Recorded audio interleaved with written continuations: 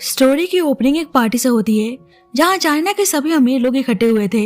वहीं हम van family की डॉटर वैन शाओ से मिलते हैं, जिसके खुद के फियांसे फूयान ने उसको यहाँ सबको एंटरटेन करने के लिए बुलाया होता है। ये पार्टी स्पेशली इसलिए रखी हुई थी क्योंकि यहाँ पे फूयान का अंकल फूशन आने वाला था। फूशन की बात करें तो वे बहुत ज्यादा पावरफुल और डेंजरस था, प्लस फू फैमिली का हेड, इसलिए सभी लोग उससे बहुत ही डरते थे। फूशन आता है तो यान बताता है कि ये उसकी फियांसे वैन शाओ है। यान शाओ की बुराई करने लगता है कि वह इतनी खास तो नहीं है, पर इसकी म्यूजिकल स्किल्स काफी अच्छी है, इसलिए बस आपके लिए इसका परफॉर्मेंस रखा है। आई होप आपको पसंद आए। फूशन भी उसको आराम से सुनने लगता है, पर इंस्ट्रूमेंट प्ले करते करते अचानक से स्ट्रिंग टूट जाता है, जिससे सभी हैरान थे कि ये तो अशुभ हो गया। यान फूशन से बोलता है, प्लीज आप गुस्सा मत होना, मैं इस लड़के की ऐसी हालत करूंगा कि ये कभी म्यूजिक प्ले नहीं कर पाएगी, नहीं तो आप पर्सनली इस लड़की को डिसिप्लिन सिखा सकते हैं। तो फूशन गुस्से में उसको घूरने लगता है। फूशन का दोस्त चैंग बोलता है कि तुम अपनी होने वाली वाइफ के लिए बिल्कुल भी रिस्पेक्टफुल नहीं हो, उसे ऐसे सबके सामने ह्यूमिलेट करके फू फैमिली के रेपुटेशन को खराब कर रहे हो। अब तो तुम्हारे अंकल तुम्हें नहीं छोड़ने वाले।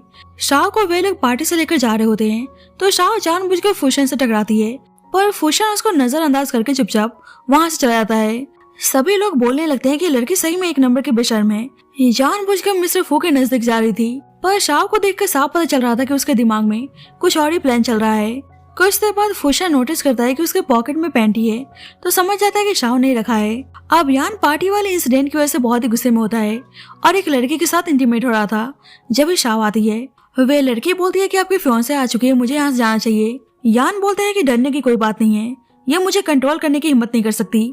बेचारी की मॉम बीमार है, ये तो बस ब्राइड मनी का इंतजार कर रही है ताकि अपनी मॉम का इलाज करवा सके। वो तो बस मेरे ग्रैंडपा चाहते थे कि मेरी शादी किसी रिस्पेक्टफुल फैमिली में हो, नहीं तो मैं इस लड़की को देखता भी नहीं। शाओ को सुनकर बहुत ही बुरा लगता है, पर बोलती है कि आप दोनों बेडरूम में जा सकते हैं, यहाँ कोई आपको देख लेगा। यान बोलता है कि मतलब इस लड़के के सामने उसका फियांसे उसे चीट कर रहा है, पर हंगामा करने के बजाय वह इतनी काम है। मुझे समझ नहीं आता कि आखिरकार इस लड़की के दिमाग में चल क्या रहा है, और शाओ के सामने उस लड़की के साथ इंटीमेट होने लगता है। शाओ मन ही मन में सोचती है कि मेरे दिमाग में यही चल रहा है कि तुम एक नंबर के यूजलेस हो, इसलिए अब मेरा इरादा हाईएस्ट पोजीशन की तरफ जाने का है। मतलब अब वे फूशन को अप्रोच करना चाहती थी। जल्दी फूशन का असिस्टेंट आके बताता है कि मिस्टर फू ने उनके लिए कुछ भेजा है। शाओ ओपन करके देखती है तो उसमें उसी की पैंटी थी। यान शाओ से बोलता है कि कल अंकल के पास जाकर उनसे माफी मांग लेना, और आज पार्टी में जो भी हुआ उनको सही से एक्सप्लेन कर देना। तुम्हें पता है ना कि अंकल कितने खतरनाक हैं, किसी को मारने से पहले एक बार भी नहीं सोचते, इसलिए उनको सही से सर्व करना। नेक्स्ट से शाओ फूशन से बात करने आती है, उसे टी सर्व करती है तो यहाँ फूशन उसे टॉन्ट मारने की कोशिश करता है कि उसे उसका इंटेंशन समझ में आ रहा है, पर शाओ इतनी जल्दी हार नहीं मानने वाली थी। यहाँ भी उसको सीरियस करने की कोशिश करती है। फूशन पूछता है, क्या तुम सभी के साथ ऐसे ही हो? शाओ कहती है कि बिल्कुल भी नहीं, बाकी लोग आपके कंपेरिजन में कुछ नहीं है। फूशन बोलता है कि तुम कुछ ज्यादा ही बोल्ड हो। शाओ कहती है कि अगर अंकल को मेरे में कोई इंटरेस्ट नहीं होता तो वे मुझे कब का यहाँ से भगा दिए होते, मैंने सही कहा ना। जल्दी बाहर से फूशन के असिस्टेंट की आवाज आती है कि आपको मिस्टर चैंग ने कल नाइट क्लब में कार्ड्स खेलने के लिए इनवाइट किया है। शाओ सोचती है कि उसे अब यहाँ से जाना चाहिए, यहाँ ज्यादा देर तक रहना ठीक नहीं होगा, और परमिशन लेकर चली जाती है। वापस घर आती है तो यान बहुत ही बेचैन था, पूछता है कि क्या हुआ, अंकल ने माफ कर दिया। शाओ कहती है कि वो अभी भी गुस्से में है, पर मैंने सुना है कि कल वे नाइट क्लब जाने वाले हैं। तो यान नेक्स्ट से शाओ को उसी नाइट क्लब में लेकर आता है। उसका दोस्त पूछता है कि ये तो तुम्हारी फियांसे है ना, क्या तुम सिस्टर इन लॉ को भी कार्ड खेलने के लिए लाए हो? तो यान कहता है कि तुम कुछ ज्यादा ही सोच रहे हो, वैसे कोई आदमी हमें कार्ड सर्व करेगा तो कितना बोरिंग है ना, इसीलिए आज तुम्हारी सिस्टर इन लॉ हमें कार्ड सर्व करने वाली है। मतलब यहाँ भी यान शाओ को ह्यूमिलेट करने की कोशिश कर रहा था, अब ना चाह के भी शाओ को उनको कार्ड सर्व करना पड़ता है। जल्दी फूशन और चैंग वहाँ से गुजर रहे होते हैं तो चैंग बोलता है कि अंदर जो लड़की कार्ड सर्व कर रही है वे तो तुम्हारे नेफ्यू की फियांसे है ना, ये बेचारी अब सब उसका एडवांटेज उठाने की कोशिश करेंगे। तो सही में यान का दोस्त उसको जानबूझकर टच करने की कोशिश करता है। फूशन बोलता है कि मेरा इससे कोई लेना देना नहीं है। अब यान एक एक करके सारे गेम विन करते हुए जा रहा था, जिससे यान तो बहुत ही हैप्पी था, पर उसका दोस्त उठकर जाने लगता है कि ऐसा लग रहा है कि शायद आज मेरा दिन नहीं है। यान बोलते है कि चलो कुछ बड़ा करते हैं। अब यान तो बहुत ही कॉन्फिडेंट था कि वही जीतने वाला है, इसलिए बोलता है कि अगर मैं जीत गया तो मैं डबल दाव लगाने को तैयार हूँ, पर अगर मैं हार गया तो शाओ सबके सामने अपने कपड़े उतारेगी। बाहर से चैंग बोलता है कि तुम्हारा नेफ्यू तो उल्टा अपनी फियांसे पे बैट लगा रहा है, ये लड़का सही में बहुत ही बदतमीज है। यान का दोस्त बोलता है, पर क्या सिस्टर इन लॉ इस चीज के लिए तैयार हैं? यान बोलता है कि ऑफ कोर्स, और शाओ को धीरे से कहता है कि मुझे इम्प्रेस फील मत करवाना, नहीं तो एंगेजमेंट कैंसिल करने में मैं जरा सा भी देर नहीं लगाऊंगा। फिर तो तुम्हें पता है कि तुम्हारे डैड तुम्हारी मॉम के साथ कैसे डील करेंगे। शाओ को तो बहुत ही गुस्सा आता है, पर देखती है कि बाहर फूशन है, इसलिए उसकी बात मान जाती है। अब गेम स्टार्ट होता है और इस बार यान हार जाता है, तो सभी शाओ को ड्रेस उतारने के लिए बोलने लगते हैं। शाओ अपना स्टॉल हटाती है तो यान का दोस्त बोलता है कि नहीं, ये काउंट नहीं होने वाला। तो शाओ अपनी ड्रेस का एक पीस उतार देती है। यान फिर से हार जाता है तो उसका दोस्त शाओ से दूसरा पीस उतारने को बोलता है। यान कहता है तुम्हें सुनाई नहीं दे रहा, तो शाओ अपनी ड्रेस उतारने जाती है, पर जब ये फूशन आता है तो यान नाटक करने लगता है कि क्या आप भी कार्ड्स प्ले करने आए हैं, ये तो कोइंसिडेंस हो गया, अगर आप जीत गए तो शाओ आपके लिए कुछ भी करेगी। तो फूशन उसके साथ खेलने के लिए रेडी हो जाता है। सभी आपस में बातें करने लगते हैं कि मिस्टर फू तो हमेशा बड़ी चीजों पे दाव लगाते हैं, तो फिर आज ये इन लोगों के साथ क्यों खेल रहे हैं। शाओ कार्ड सर्व करती है तो फूशन जीत जाता है। शाओ कहती है कि आप मुझसे क्या चाहते हैं। फूशन कहता है कि मैं चाहता हूँ कि तुम यान को 10 थप्पड़ मारो। तो सभी हैरान थे। चैंग तो समझ जाता है कि एक्चुअली में फूशन यहाँ पर इस लड़की की हेल्प करने आया था। यान बोलता है अंकल आप मजाक कर रहे हैं ना। फूशन बोलता है कि तुम्ही ने कहा था कि अगर मैं जीत गया तो तुम्हारी फियांसे कुछ भी करने को तैयार है। अब यान को उसके आदमी पकड़ लेते हैं। फूशन शाओ से बोलता है क्या हुआ, अब तुम्हें किस चीज का इंतजार है। शाओ यान को धीरे से थप्पड़ मारती है तो फूशन कहता है कि आवाज नहीं आ रही, फिर से मारो। तो शाओ मन ही मन में बहुत ही हैप्पी थी और यान को जोरदार थप्पड़ मारती है। फूशन चैंग से काउंट करने को बोलता है तो शाओ यान को 33 से 10 थप्पड़ मारती है। फूशन यान से बोलता है कि अब मैं बहुत ही हैप्पी हूँ, नेक्स्ट टाइम फिर से खेलते हैं। अब शाओ फूशन के पास आकर हेल्प करने के लिए थैंक यू बोलती है। फूशन बोलता है कि मुझे सब कुछ समझ में आ रहा है कि तुम क्या करने की कोशिश कर रही थी। शाओ बोलती है कि आपके कहने का क्या मतलब है, मैं समझी नहीं। फूशन बोलता है कि मैंने सब कुछ देख लिया था, तुम जानबूझकर यान को ऐसे कार्ड सर्व कर रही थी जिससे वे हार जाए। तुम्हें शुरू से पता था कि मैं वहीं पर हूँ, तो तुमने जानबूझकर सारा सिचुएशन क्रिएट किया ताकि मैं तुम्हें बचाने आऊँ। मैंने सही कहा ना। शाओ बोलती है कि आपको सब कुछ पता था और फिर भी आप मुझे बचाने आए, इसका मतलब मैं ये समझू कि आप मेरे लिए कुछ अलग फील करते हैं।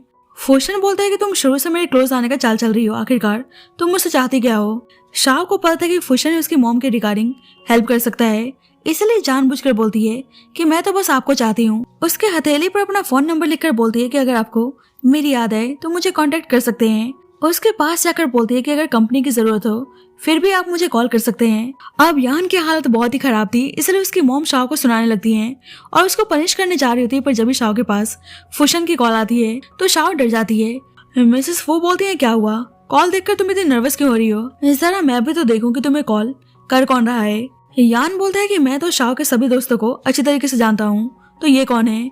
मिसेस फू कॉल उठाती हैं तो बात करते हुए घबराने लगती हैं।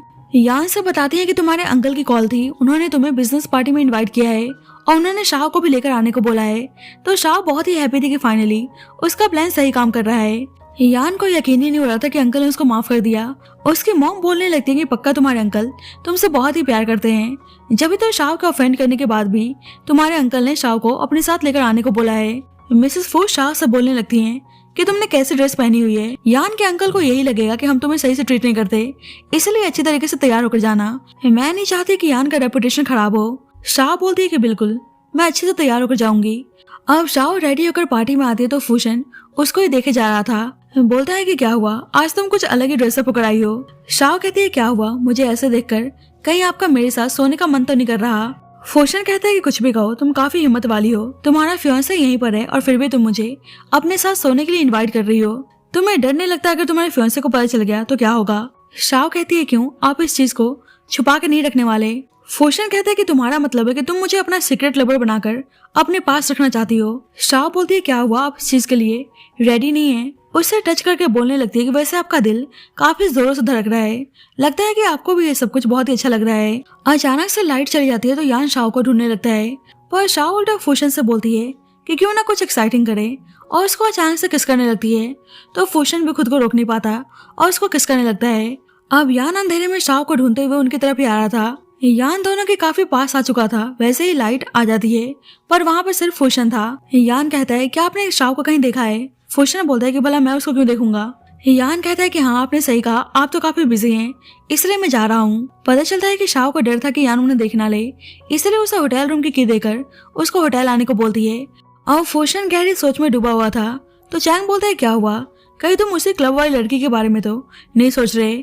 ऐसे पागलपंती करना भी मत, वह तुम्हारे नेफ्यू की फियांसे है। वैसे मैंने नोटिस किया है कि इतने सालों में तुमने किसी भी लड़की को अपने करीब नहीं आने दिया, कहीं तुम मुझसे प्यार तो नहीं करते। और फूशन जानने लगता है तो चैंग बोलता है कि तुम कहाँ जा रहे हो। फूशन बोलता है बस अपने नेफ्यू के फियांसे को ढूंढने। तो चैंग कहने लगता है क्या तुम सही में पागल हो चुके हो। और फूशन होटल रूम में आता है तो शाव बात ले रही थी, पर पता चलता है कि फूशन के आने से पहले शाव जा चुकी थी।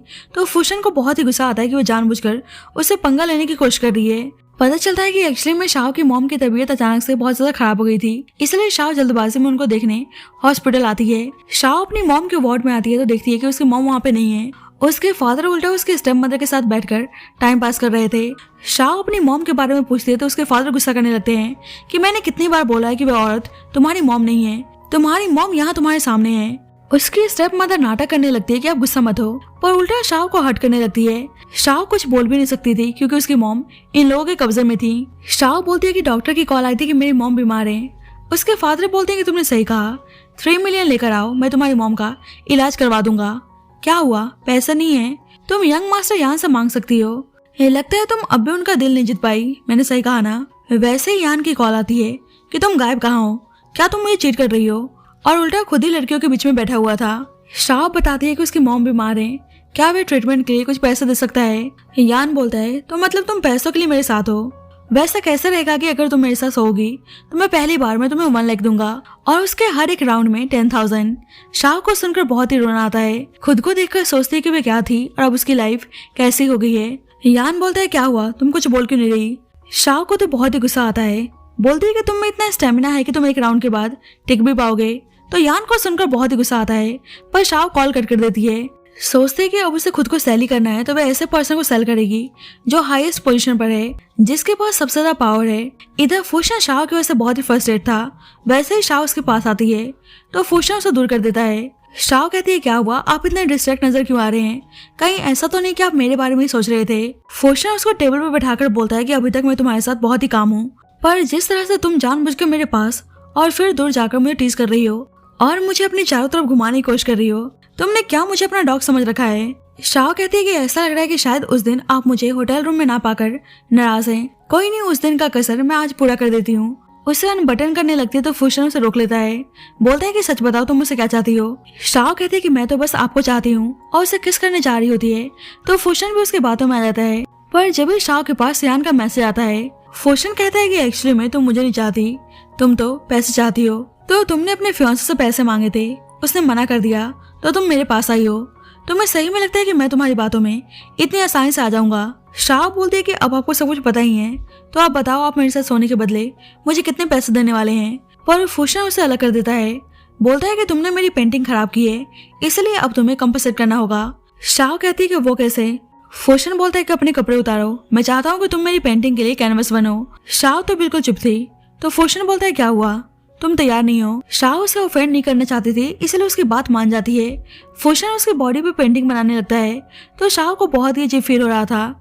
फूशन बोलता है कि एक प्रॉपर कैनवस साउंड नहीं करता, मैं पेंटिंग कर रहा हूँ तो तुम आराम से उसको फील करो। शाव कहती है क्या आप प्लम ब्लॉसम की पेंटिंग बना रहे हैं?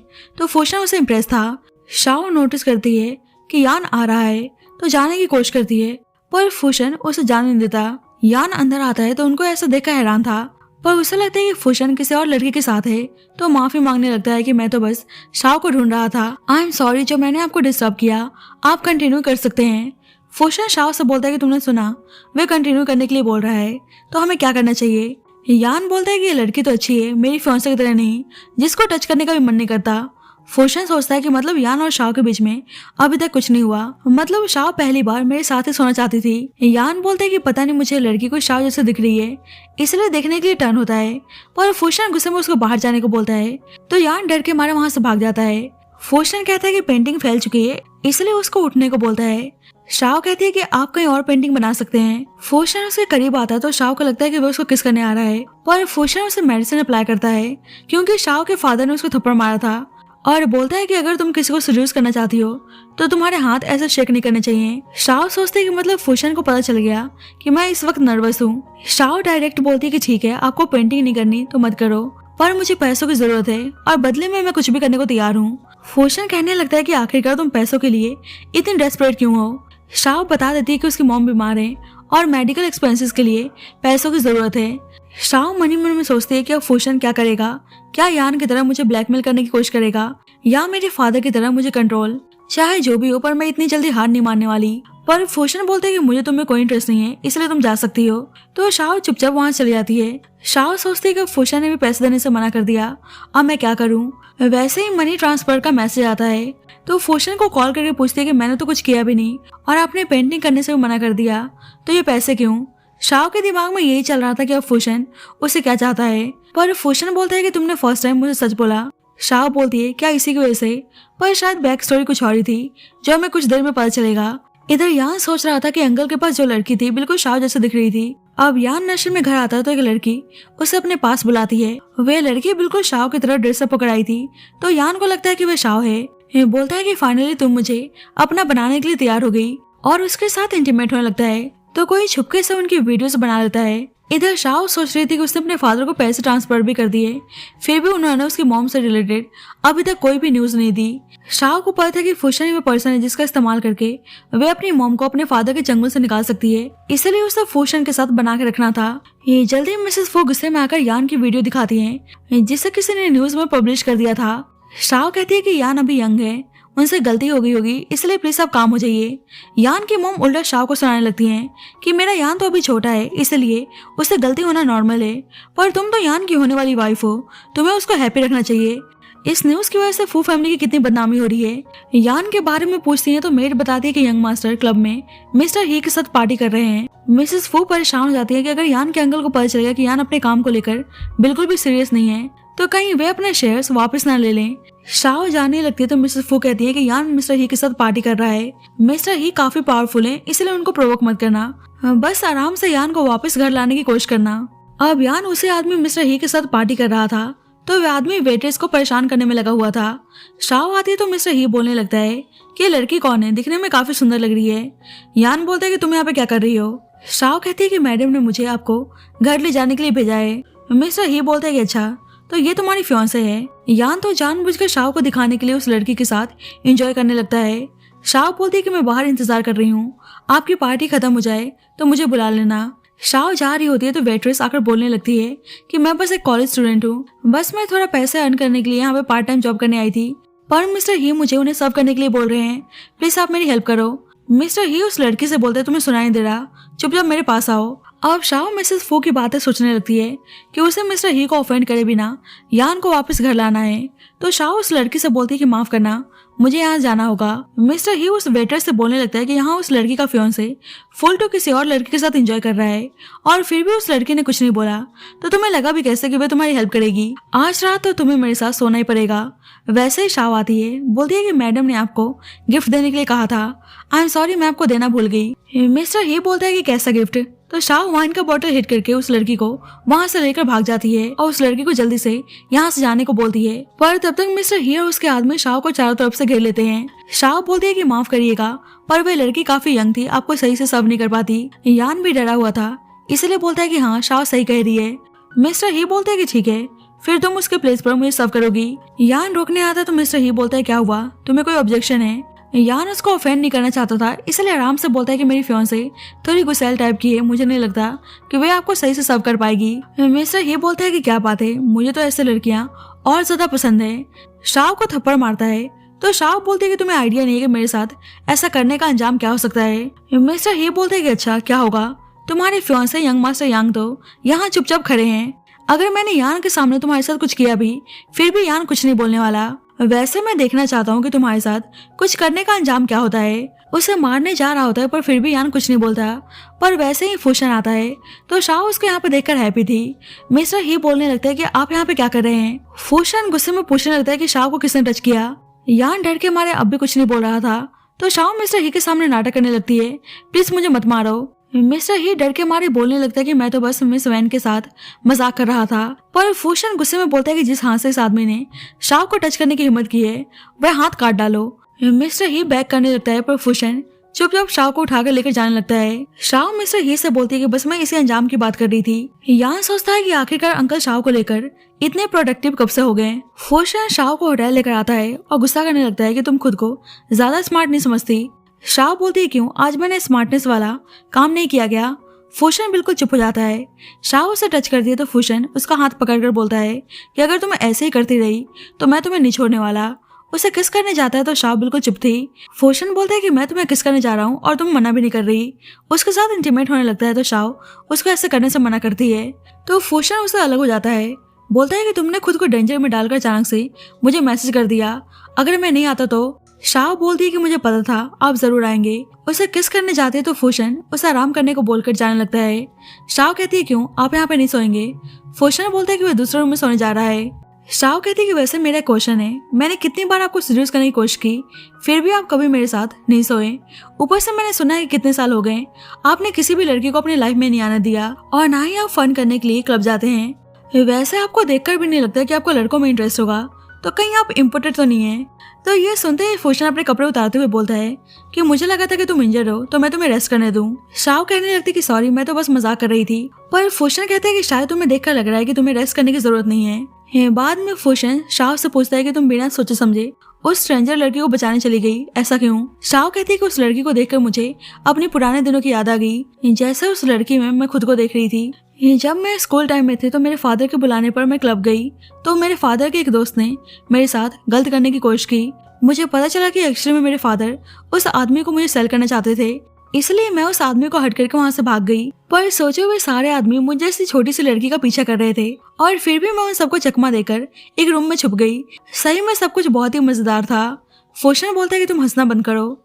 शाओ माफी मांगती है, बोलती है कि मैं तो बस फनी स्टोरी सुना रही थी ताकि आपका मूड लाइट कर सकूं। फूशन बोलता है कि अपने पेन को ऐसे जोक्स बनाकर दूसरों को सुनाने की जरूरत नहीं है। शाओ बोलती है कि ठीक है मैं समझ गई। फूशन बोलता है क्या उस दिन का तुम्हें कुछ और भी याद है।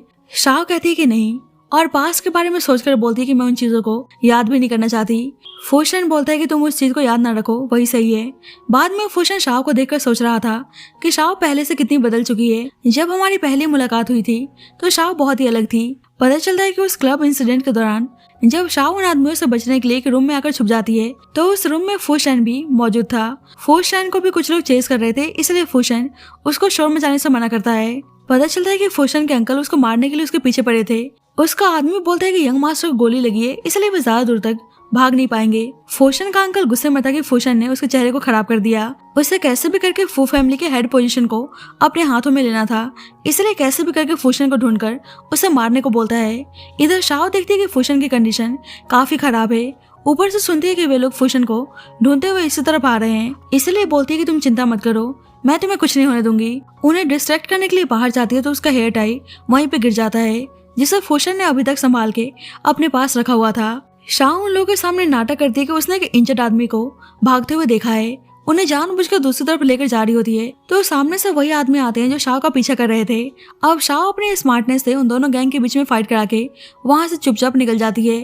अब शाओ को नाइटमेयर आता है कैसे उस इंसिडेंट के बाद उसे एक डार्क रूम में लॉक कर दिया गया था, तो वे डर के जग जाती है। पर अब भी उसे फूशन के बारे में बिल्कुल भी याद नहीं था। शाओ हैप्पी थी कि फाइनली वह फूशन के साथ है, मतलब उसका प्लान सही काम कर रहा है। फूशन चैंग से बात कर रहा था। चैंग बोलता है कि हमने तुम्हारे अंकल को पर्सनली जेल भिजवाया था, पर वे आदमी वहाँ से बच के निकल चुका है, इसलिए थोड़ा संभल के रहना। उसके फेस पर निशान तुम्हारा दिया है, इसलिए वे तुम्हारे पास रिवेंज लेने के लिए पक्का आएगा।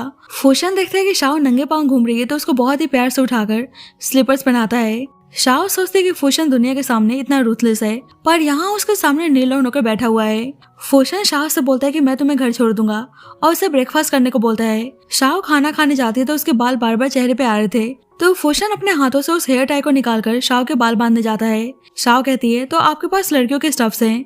फूशन सोचता है क्या शाओ को कुछ भी याद नहीं है। शाओ कहती है वैसे लड़कियों का सामान आपके पास क्या कर रहा है। फूशन उसको बताने जा रहा होता है, पर जब भी शाओ कहती है कि कोई नहीं, मुझे आपके पास से कोई फर्क नहीं पड़ता। शाओ तो इस वक्त जेलस थी, इसलिए बोल देती कि वैसे भी हम दोनों एक दूसरे के लिए कौन से सीरियस हैं। फूशन को सुनकर अच्छा नहीं लगता, इसलिए बोलता है कि तुम अपने आप ही घर चले जाना, मुझे कुछ काम है।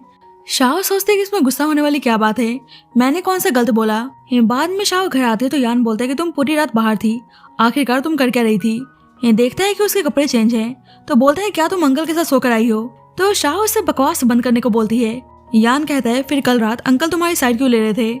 शाओ बोलती है कि वे बस फू फैमिली की डिग्निटी के लिए मुझे डिफेंड कर रहे थे, पर तुमने क्या किया, हमारी शादी होने वाली है, पर तुम चुप चुप साइड में खड़े होकर तमाशा देख रहे थे। अगर ये सारी बातें बाहर चली जाएगी तो सोचो तुम्हारे रेपुटेशन की धज्जियां उड़ जाएगी। तो हान गुस्से में उस पर हाथ उठाने जाता है पर खुद ही रुक जाता है। ये बोलता है कि अगर तुम और अंकल सो भी गए तो क्या, पता नहीं कितनी सारी लड़कियां अंकल के साथ सोना चाहती हैं। तुम्हें लगता है कि वे तुम जैसी लड़की को पसंद करेंगे? वैसे भी तुम्हें पसंद करने लायक है क्या? सबको पता है कि तुम मेरी फियांसे हो, तो अंकल तुम्हें अपनी लाइफ में लाकर अपने रेपुटेशन को खराब करना थोड़ी चाहेंगे। इसलिए तुम ज्यादा सपना देखना बंद करो क्योंकि तुम अंकल तक नहीं पहुंच पाओगी। और उसे जल्दी से ड्रेस चेंज करके नीचे आने को बोलता है क्योंकि फूशन डिनर पे आने वाला था। शाओ भी सोचते हैं शायद यान सही बोल रहा है, भला फूशन जैसा हायर पोजीशन वाला पर्सन मुझ जैसे लड़की से प्यार क्यों ही करेगा जो किसी मोटिव से उसके साथ है। बाद में सब डिनर कर रहे होते हैं तो मिसेस फू यान और शाओ की तरफ से फूशन से माफी मांगती हैं, पर फूशन तो अभी भी यान की हरकतों की वजह से बहुत ही गुस्से में था। यान बोलता है कि कल आपने शाओ की हेल्प की, आप मेरी और शाओ की इतनी फिक्र करते हैं तो आपको हमारी वेडिंग में आना होगा। तो फूशन वेडिंग के बारे में सुनकर हैरान था। मिस शन बोलती है कि हाँ नेक्स्ट मंथ दोनों की वेडिंग है। फूशन बोलता है तो तुम चाहती हो कि मैं तुम्हारी वेडिंग अटेंड करने आऊँ? यान बोलने लगता है कि ऑफ कोर्स मैं चाहता हूँ। फूशन कहता है कि मैं तुमसे नहीं शाओ से पूछ रहा हूँ। शाओ यान की बातों को सोच रही होती है कि अंकल तुम जैसी लड़की को भला पसंद क्यों ही करेंगे। शाओ बोलती है क्या आप हमारी वेडिंग अटेंड करने आएंगे? शाओ मन ही मन में सोचती है अगर फूशन ने मना कर दिया इसका मतलब वे मेरे लिए कुछ भी फील नहीं करते। फूशन को बहुत ही गुस्सा आता है कि वह किसी और से वेडिंग करने जा रही है, इसलिए बोलते हैं कि मैं बिजी हूँ, मुझे नहीं लगता कि मैं वेडिंग अटेंड करने आ पाऊंगा। यान कहता है कि अब तुमने देख ही लिया अंकल की लाइफ में हम जैसों के लिए बिल्कुल भी टाइम नहीं है। बाद में शाओ खुद को शीशे में देखकर सोच रही होती है कि तुमने सोच भी कैसे लिया कि फूशन के दिल में तुम्हारे लिए कोई इंपॉर्टेंट प्लेस है। बाद में शाओ फूशन के अंकल को देखती है तो सोचती है कि आदमी उसे इतना फैमिलियर क्यों दिख रहा है। उसे याद आता है कि फूशन भी किसी स्कार्स वाले पर्सन की बात कर रहा था। समझ जाती है कि फूशन किसी मुसीबत में है, इसलिए कॉल करके बताने जा रही होती है, लेकिन फिर सोचती है कि यही एक चांस है कि वह फूशन के थ्रू अपनी मॉम को वैन फैमिली के कैद से बाहर निकाल सकती है। इसलिए फूशन के अंकल के पास जाकर फूशन से बात करने का नाटक करती है। हस्बैंड आप मुझे लेने क्यों नहीं आ रहे हैं? मैं पार्किंग लॉट में आपका इंतजार कर रही हूँ। फूशन का अंकल समझ जाता है कि लड़की फूशन के लिए इम्पोर्टेंट है, इसलिए उसको किडनैप कर लेता है। दूसरी तरफ चैंग को शॉक लगता है, बोलता है कि तुम शाओ के साथ ऑलरेडी सो चुके हो और फिर भी वह उस यूजलेस आदमी से शादी करने जा रही है। मतलब वे बस तुम्हारे साथ शादी से पहले फन कर रही थी, वे तुम्हारे लिए कोई सीरियस वेरियस नहीं है। वैसे कांग्रेचुलेशन, अभी तक तुम लड़कियों को रिजेक्ट करते हुए आ रहे थे पर इस बार एक लड़की ने तुम्हें रिजेक्ट कर दिया।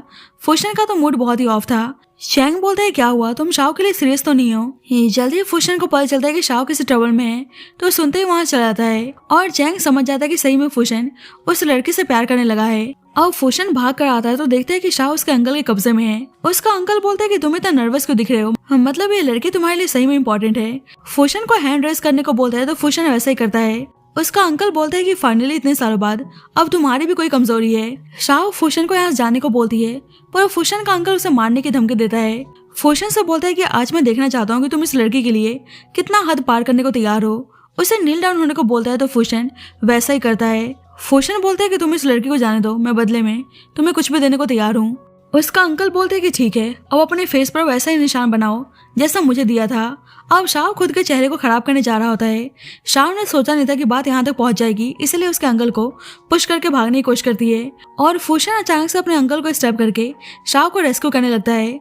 शाओ देखती है कि वह आदमी फूशन को शूट करने जा रहा है तो खुद ही फूशन के सामने आ जाती है। अब ये सब देखकर उसका अंकल वहाँ से भाग जाता है। शाओ बोलती है कि अगर मैं जिंदा बची तो हम दोनों एक दूसरे के साथ ऑनेस्ट रहेंगे। शाओ को लगता है कि शायद उसका आखिरी समय आ चुका है, इसलिए फूशन से बोलती है प्लीज तुम मेरी मॉम को बचा लेना। फूशन बोलता है कि बिल्कुल नहीं, अगर तुम मर गई तो तुम्हारी mom life time when family में ही कैद होकर रहने वाली हैं, इसलिए मरने के बारे में सोचना ही मत। पर शाओ अचानक से बेहोश हो जाती है तो फूशन बहुत ज्यादा डर जाता है। बाद में चैंग को इस बारे में पता चलता है तो भाग के हॉस्पिटल आता है। असिस्टेंट बताता है कि अंदर मिस वैन का ऑपरेशन चल रहा है और प्रेसिडेंट कल रात से यहीं पे बैठे हुए हैं, आराम करने का नाम भी नहीं ले रहे। चैंग बोलता है कि तुम्हें देखकर पता नहीं चल रहा वह इस वक्त किसी की बात नहीं सुनने वाला, इसलिए उसे कुछ पल के लिए अकेले छोड़ दो। फूशन मन ही मन में सोच रहा होता है कि तुम तो बस मेरे साथ खेल रही थी तो तुमने मेरे लिए अपनी लाइफ को रिस्क में क्यों डाला? अभी तो एक बार हमें साथ होने का चांस मिला था, फिर तुमने ऐसा क्यों किया? थोड़ी देर बाद आके डॉक्टर बताता है कि miss Van out of danger हैं, पर इस वक्त मेडिसिन की वजह से बेहोश हैं, होश में आने में थोड़ा सा वक्त लगेगा। बाद में शाओ होश में आती है तो देखती है कि फूशन उसी के पास बैठा हुआ है। फूशन उसको होश में देखकर बहुत ही हैप्पी था, बोलते है कि तुम चिंता मत करो, मैं तुम्हारे साथ हूँ। अब एक वीक निकल चुका था और शाओ काफी रिकवर कर चुकी थी, पर फूशन उसे आराम करने को बोलता है, कहता है किसी भी चीज की जरूरत हो तो मुझे बता सकती हो। पर शाओ अचानक से उसे किस कर लेती है। फूशन से बोलती है सच बताना, क्या तुम मुझसे प्यार करते हो? फूशन कहता है कि हाँ, मैं तुमसे बहुत ही प्यार करता हूँ और उसे किस करने लगता है। इधर यान अपनी मॉम के साथ शाओ को देखने आ रहा था।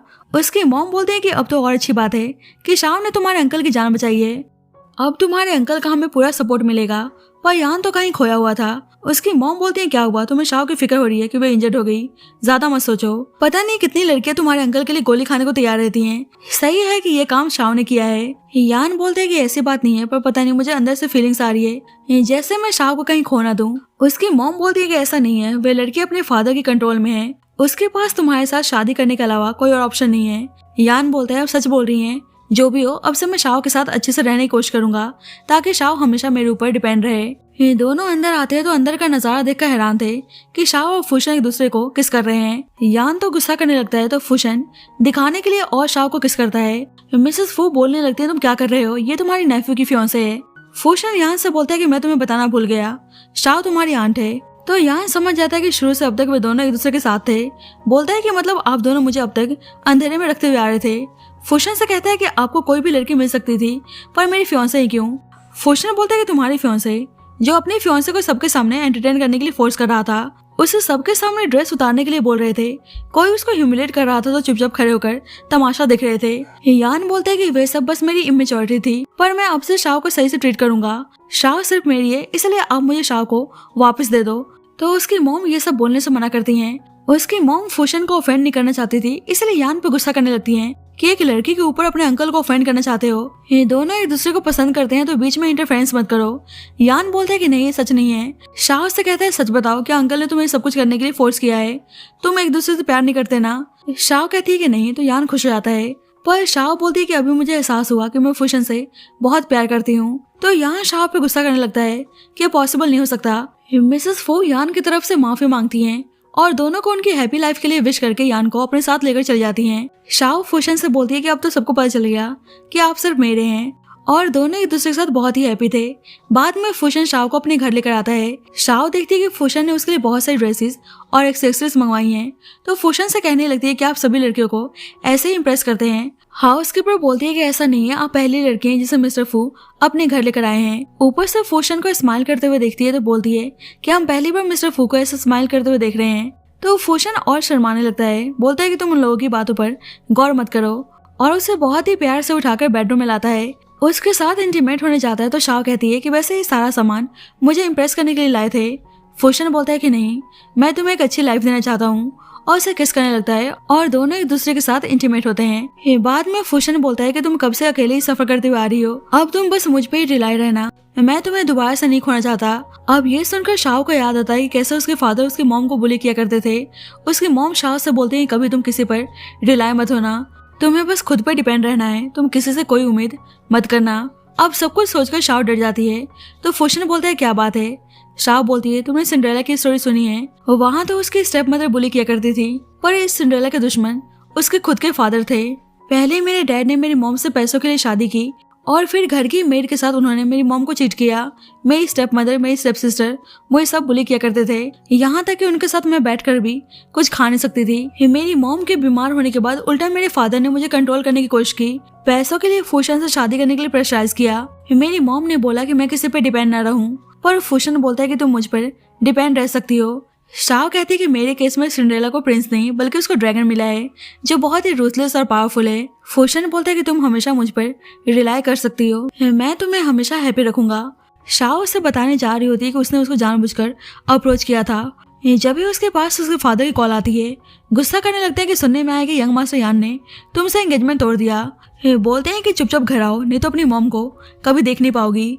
शाओ फूशन से कहती है कि मैं चाहती हूँ कि सिंड्रेला को ड्रैगन उसके घर लेकर चले और सभी बुरे लोगों को पनिश करे जिन्होंने उसे और उसकी मॉम को बुली किया है, और उसकी मॉम को वहाँ से बचा कर लाए। फूशन कहता है कि तुम सब कुछ मुझ पर छोड़ दो, तुम मुझ पर हमेशा रिलाई कर सकती हो। शाओ वैन हाउस आती है तो उसके फादर गुस्सा करने लगते हैं कि अगर तुम दिया लेकर भी ढूंढती तो तुम्हें यंग मास्टर यान जैसे हस्बैंड नहीं मिलता, पक्का तुम छुपके छुपके किसी और आदमी के साथ चक्कर चला रही होंगी, इसलिए फू फैमिली ने तुम्हें फू हाउस से निकाल दिया। ऊपर से उसके स्टेप मदर भी आग लगाने की कोशिश करती है।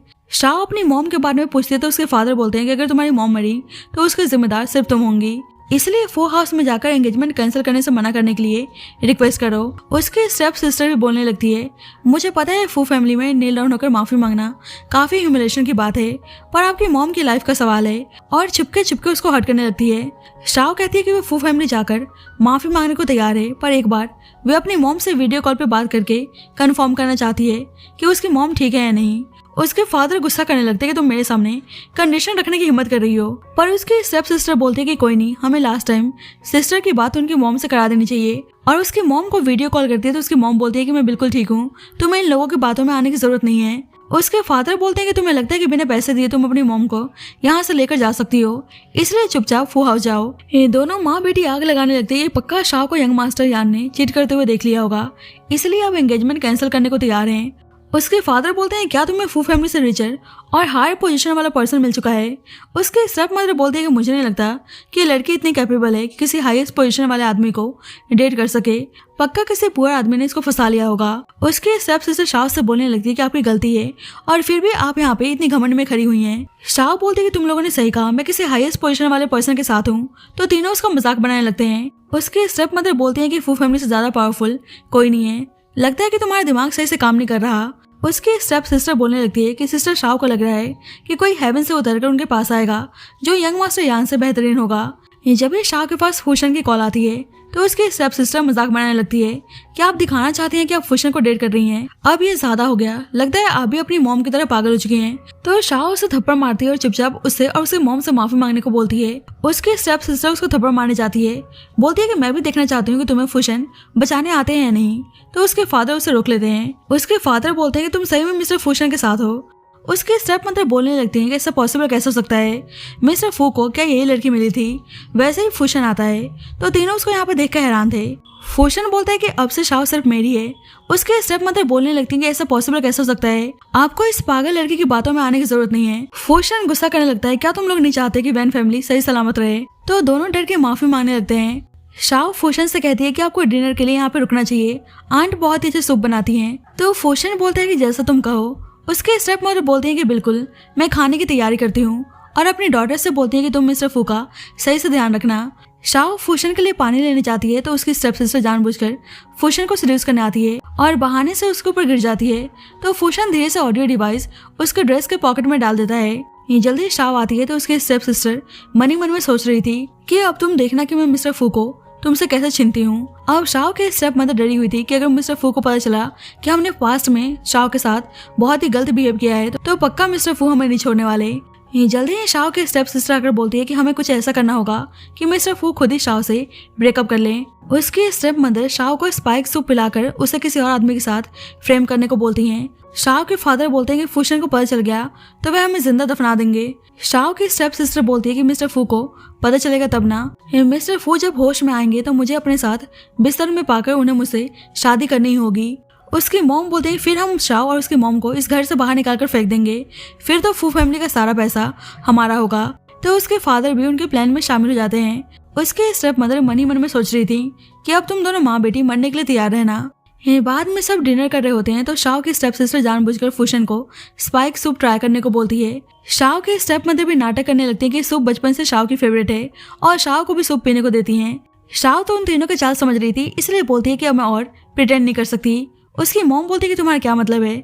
शाओ कहती है कि मुझे पता है कि आप लोग मुझे सूप पिलाकर किसी आदमी के साथ फ्रेम करना चाहते हैं और मेरी प्यारी स्टेप सिस्टर खुद फूशन से शादी करना चाहती है। उसकी स्टेप सिस्टर जान बनने का नाटक करती है कि तुम क्या बोले जा रही हो। तो शाओ उसके पॉकेट से ऑडियो डिवाइस निकालकर प्ले कर देती है कि कैसे तीनों उनके अगेंस्ट प्लानिंग प्लॉटिंग कर रहे थे। तो ये सुनकर तीनों हैरान थे। उसके स्टेप मदर बोलती हैं कि झूठ है। शाओ बोलती है कि मैंने और फूशन ने आप लोगों को एक्सपोज करने का ऑलरेडी प्लान बना लिया था।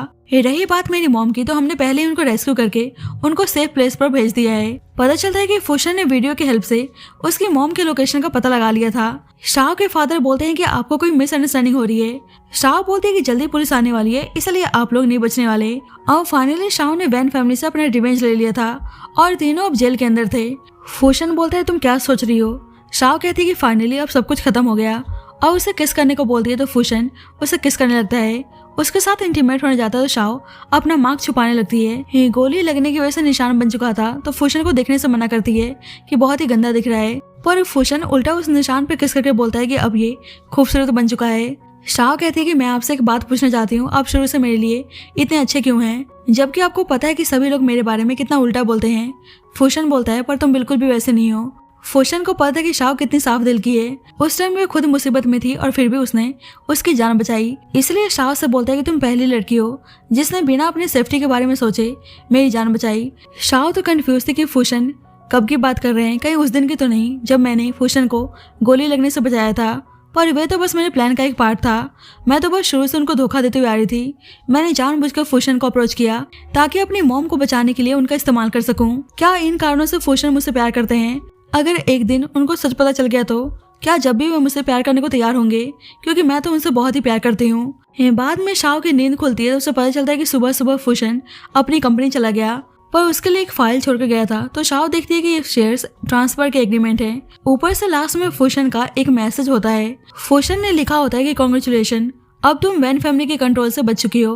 अब वैन फैमिली और मेरे शेयर्स बस तुम्हारे हैं। मैं चाहता हूँ कि अब तुम्हें किसी पे भी डिलाई होने की जरूरत नहीं है, बस तुम खुद अपने कॉन्फिडेंस के साथ इस दुनिया का डट के सामना करो। तो ये पढ़कर शाओ और ज्यादा गिल्ट में चली जाती है कि अब उसे फूशन को सारा सच बताना ही होगा। बेशक वह उसे नफरत करने लगे, इसलिए जल्दबाजी में फूशन से मिलने उसकी कंपनी आती है। तो पता चलता है कि यान भी फूशन से मिलने आया था, पर फूशन उससे मिलने को तैयार नहीं था। दोनों बाहर बात करने आते हैं तो यान बताता है कि अंकल ने उसके साथ सारे कॉर्पोरेशन कैंसिल कर दिए हैं। अब कोई भी इन्वेस्टर उनकी कंपनी में इन्वेस्ट करने को तैयार नहीं है। शायद जल्दी मुझसे मेरी कंपनी और घर सब कुछ छीनने वाला है। शाओ बोलती है तो तुम मुझसे ये सारी बातें करने के लिए यहाँ लाए हो? यान बोलता है कि नहीं, मैं तुम्हें बताना चाहता हूँ कि मैं तुम्हारे लिए क्या फील करता हूँ। जब तुम मेरे साथ थे तो मैं बहुत ही हैप्पी था। क्या तुम्हें मेरी याद नहीं आती? तो शाओ बोलती है कि बिल्कुल भी नहीं। यान कहता है कि मुझे पता है कि मैंने तुम्हारे साथ बहुत ही बुरा बर्ताव किया, पर तुम्हारे जाने के बाद मुझे एहसास हुआ कि मैं तुमसे कितना प्यार करता हूँ। पता चलता है कि यान को शादी में कोई इंटरेस्ट नहीं था, पर जब वह पहली बार शाओ को देखता है तो उसको पहली नजर में शाओ पसंद आ गई थी। यान कहता है मुझे पता था कि तुम्हारे अंदर मेरे लिए कोई फीलिंग्स नहीं है, इसलिए मैं तुम्हारे सामने जानबूझकर लड़कियों के करीब जाता था ताकि तुम्हें जेलस फील करवा सकूं। उस दिन हॉस्पिटल में भी मैं अपनी फीलिंग्स के बारे में बताने वाला था। उस लड़की के साथ जब रिपोर्टर ने मेरी वीडियो पोस्ट की थी तो उस वक्त भी मैं तुम्हें समझकर उस लड़की के साथ इंटीमेट हुआ था। मुझे पहले पता नहीं था कि प्यार क्या होता है, पर जब तुम मुझसे दूर हुई तो मुझे एहसास हुआ कि मैं तुमसे कितना प्यार करता हूँ। मैं चाहता हूँ कि तुम भी मेरी फीलिंग्स के बारे में समझो। शाओ बोलती है कि तुम बोल रहे हो कि तुम मुझसे प्यार करते हो, पर तुमने मुझे हमेशा बुरी तरीके से ट्रीट किया है।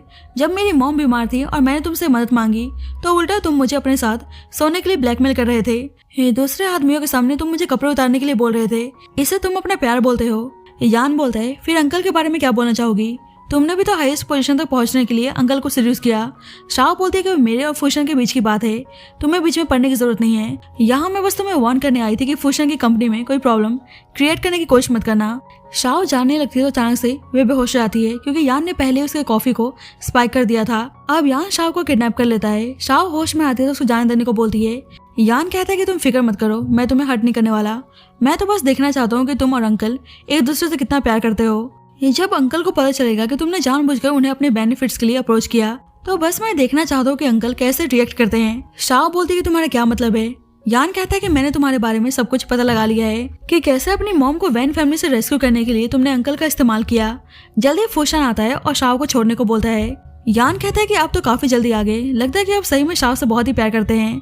फूशन बोलता है कि तुम शाओ को हट मत करना, मैं उसके बदले तुम्हें कुछ भी देने को तैयार हूँ। यान कहता है कि आप इसे हट करने से मना कर रहे हैं, पर आपको पता भी है कि शाओ रियल में है कैसी। आपसे फर्स्ट मीटिंग शाओ का एक प्लान का बस पार्ट था। उसने जानबूझकर आपको अप्रोच किया ताकि आपका इस्तेमाल कर सके। आपके लिए गोली खाना वे भी बस शाओ का एक प्लान था। आप बताओ, क्या आप सब कुछ जानने के बाद भी शाओ से प्यार करते हैं? फूशन बोलते हैं कि मुझे इन सब के बारे में पहले से पता था। तो यान और शाओ दोनों ही हैरान थे। पता चलता है कि फूशन का अंकल उसके पकड़ में आ चुका था। उसका अंकल बोलते हैं कि प्लीज मुझे माफ कर दो, मेरा उस लड़की को हर्ट करने का कोई इरादा नहीं था। सच तो यह है कि वो लड़की बहुत ही चालाक और मैनिपुलेटिव है। उसने तुम्हारी सिंपैथी पाने के लिए मुझे जानबूझकर अप्रोच किया। मैं भी अनजाने में उस लड़की से इस्तेमाल हो गया। वे लड़की जानबूझकर बस तुम्हारा फायदा उठा रही है। फूशन बोलता है कि मुझे सब पता है और अपने अंकल को मार डालता है। फूशन शाओ से कहता है कि मुझे पहले से पता था कि तुमने मुझे जानबूझकर अप्रोच किया और तुम मुझसे क्या चाहती हो। उस दिन ऑपरेशन रूम के बाहर मैं यही सोच रहा था कि तुम एक बार बोल दी होती कि तुम मुझसे प्यार करती हो तो मैं तो वैसे ही तुम्हें सब कुछ देने को तैयार हो जाता। उसके लिए अपनी लाइफ को रिस्क में डालने की क्या जरूरत थी। यान बोलते हैं कि अब बस करो, आप ऐसा मत दिखाओ कि आप शाओ के लिए फिदा हो। फोशन बोलते हैं कि ठीक है, फिर आज तुम भी सच जान ही लो। तुम्हारे अफेयर के बारे में मैंने ही न्यूज में पब्लिश करने को बोला था। मैंने जानबूझकर शाओ जैसे दिखने वाली लड़की को तुम्हारे पास भेजा। तो यान हैरान था। फोशन बोलते हैं कि तुम्हारी मॉम ने जब मुझे डिनर पे इनवाइट किया तो मैं जानबूझकर आया क्योंकि मुझे पता था कि वहाँ पर शाओ भी होगी। मैं उस दिन तुमसे और शाओ से जानबूझकर गुस्सा होने का नाटक कर रहा था ताकि तुम मुझे मनाने के लिए शाओ को मेरे पास भेजो। शाओ को मुझे सीड्यूस करना सब कुछ मैंने डिजाइन किया था। यहाँ तक कि आज तुम्हारा शाओ को किडनैप करना मुझे पहले से पता चल चुका था। मैं तो बस आज शाओ को सारा सच बताना चाहता था और तुमने मुझे मौका दे दिया। शाओ से बोलता है कि देख लो, मैं रियल में ऐसा ही हूँ, मतलबी, नीच और कंट्रोलिंग, एक पागल आदमी जिसे इतना ही पता है कि तुमसे प्यार कैसे करना है। यान देखता है कि उसके ऊपर गन पॉइंट की लाइट आ रही है तो घबराकर बोलने लगता है कि पास मत आओ। फोशन शाओ से बोलता है कि अब बताओ, अब तो तुम्हें मेरे बारे में पता चल गया कि मैं रियल में किस तरह का पर्सन हूँ, तो क्या तुम अब भी मुझसे प्यार करती हो। शाओ हंस के बोलने लगती है कि हम दोनों एक दूसरे के लिए परफेक्ट मैच हैं। तो फुशन उसे किस करने लगता है। यान उस पर अटैक करने चाहता है पर जब तक फुशन के आदमी वहाँ पहुंच जाते हैं और शाओ और फुशन के बीच में अब सारी मिसअंडरस्टैंडिंग क्लियर हो चुकी थी। बाद में शाओ को पता चलता है कि 7 साल पहले जिस पर्सन की उसने जान बचाई थी वे पर्सन कोई और नहीं बल्कि फुशन था। शाओ कहती है कि मतलब ये हेयर टाई जिसे तुम हमेशा अपने साथ कैरी करके रखते हो एक्चुअली में मेरी है। फुशन बोलता है कि तुम उस इंसिडेंट के बाद ट्रॉमेटाइज हो गई थी, तुम्हें कुछ भी सही से याद नहीं था, इसलिए मैंने भी तुम्हें कुछ याद दिलाने की कोशिश नहीं की। शाओ बोलती है कि पहले तुम बोल रहे थे कि बिना मैं अपनी सेफ्टी के बारे में सोचे तुम्हारी जान बचाई, तो तुम 7 साल पहले वाले इंसिडेंट की बात कर रहे थे। तो फुशन हाँ बोलता है। शाओ बोलती है कि मतलब 7 सालों से तुम मुझे पसंद करते हुए आ रहे हो। तो फुशन शर्माने लगता है। शाओ बोलती है कि अब और मत छुपाओ, तुमने इस बारे में मुझे पहले क्यों नहीं बताया। फुशन बोलता है कि कुछ सालों में फू फैमिली इतनी स्टेबल नहीं थी, सब मेरे जान के पीछे पड़े हुए थे और ऐसे में तुम्हारा मेरे साथ होना खतरे से खाली नहीं था, बस तुम्हारी सेफ्टी की वजह से मैं तुमसे दूर था, प्लीज मुझे माफ कर देना। शाओ कहती है कहीं तुम मुझसे कुछ और भी तो नहीं छुपा रहे। फुशन बोलते है कि मैं जितने हायर पोजीशन पे हूँ शायद तुम मेरे प्यार को एक्सेप्ट नहीं करती, पर अब तुम भी इंडिपेंडेंट हो और मैं इस चीज के लिए बहुत ही हैप्पी हूँ, और उसे शादी के लिए प्रपोज करता है। तो शाओ कहते हैं अगर मैंने मना कर दिया तो। फुशन बोलता है कि मैं फिर भी लाइफ टाइम तुम्हारा इंतजार करने को तैयार हूँ। तो शाओ को सुनकर बहुत ही अच्छा लगता है और उसके प्रपोजल को एक्सेप्ट कर लेती है और इसी के साथ स्टोरी की हैप्पी एंडिंग होती है। So thank you so much guys for watching this video. बाकी आपको स्टोरी कैसी लगी please let me know in the comment section and जब तक के लिए bye bye and take care.